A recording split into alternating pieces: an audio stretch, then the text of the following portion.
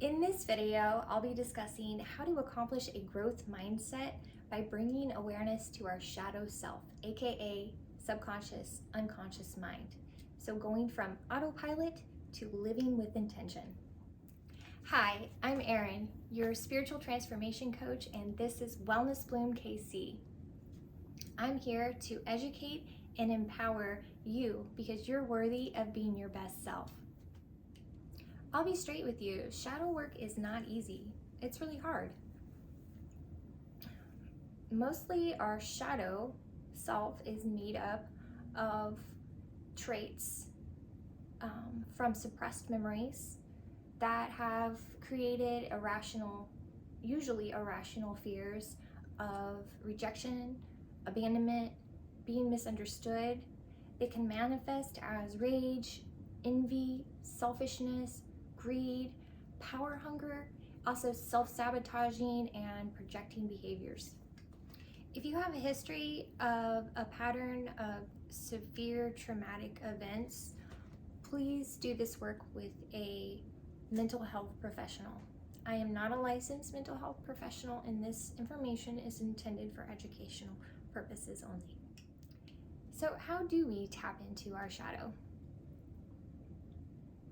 Well, it takes a willingness to observe our memories without judgment and with compassion.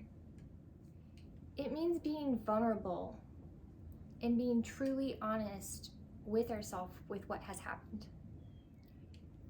When we begin to accept those as truth, it can bring up the emotions that we had experienced at the time of that memory, and that can be really uncomfortable.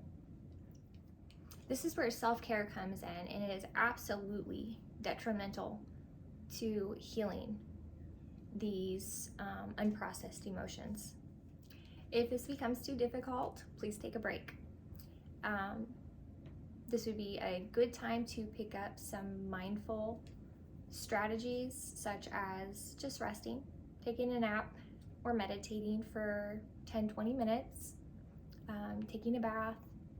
If you're having more of an anxious type of overwhelm, doing something physical, dancing, getting a workout in, or other activities that will help you sweat it out.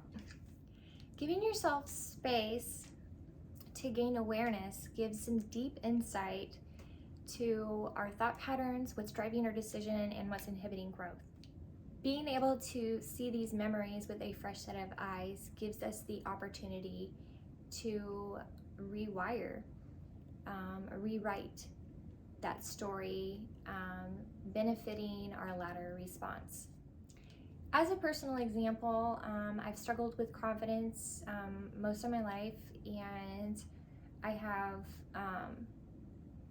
been able to tie that to some childhood memories of not feeling heard and being completely misunderstood.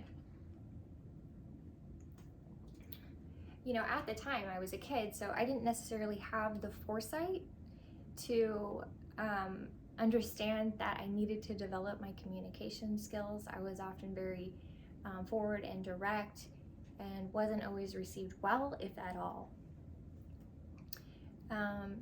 The experience bothered me so bad that I actually had a reoccurring nightmare that was also tied to it, where I would get kidnapped, I would get grabbed, and I would scream and then lose my voice.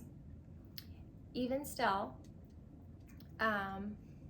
being able to tie those memories to not feeling worthy of being heard and that aspect of confidence allowed me to rewrite that story in a way that took power away from those memories that they once had. Off script, to be completely honest, putting this video out there was very difficult for me. Typically, I've been able to create content and write a script and make the video all in the same day. This one has taken me a week, at least 5 days. That's because I gave myself time and space to heal and receive insight, because This journey is ever changing. Before we recap and I break down the steps for you to try this out at home, before beginning that, try and get yourself in a calm state, calming the mind, bringing awareness to the body with some deep breaths. And once you feel ready, let's make an assessment of your baseline. Begin by asking questions of, how do you respond to uncomfortable information?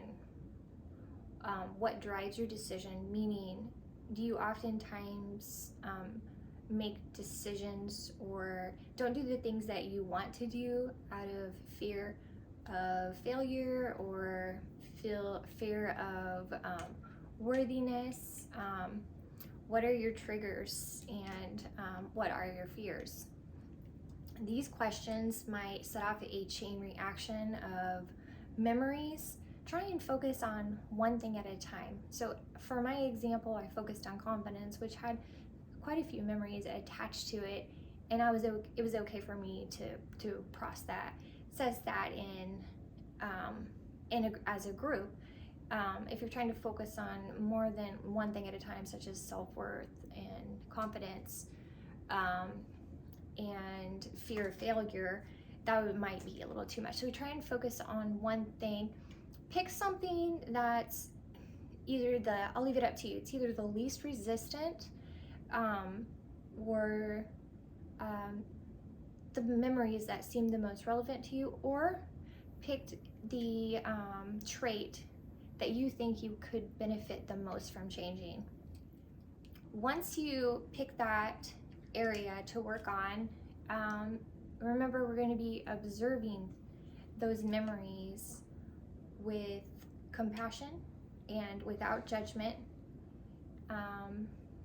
and then making sure we incorporate self-care in order to give us plenty of support and time and space to process those feelings. Next, we're going to use logic and practicality this is where it becomes very personal.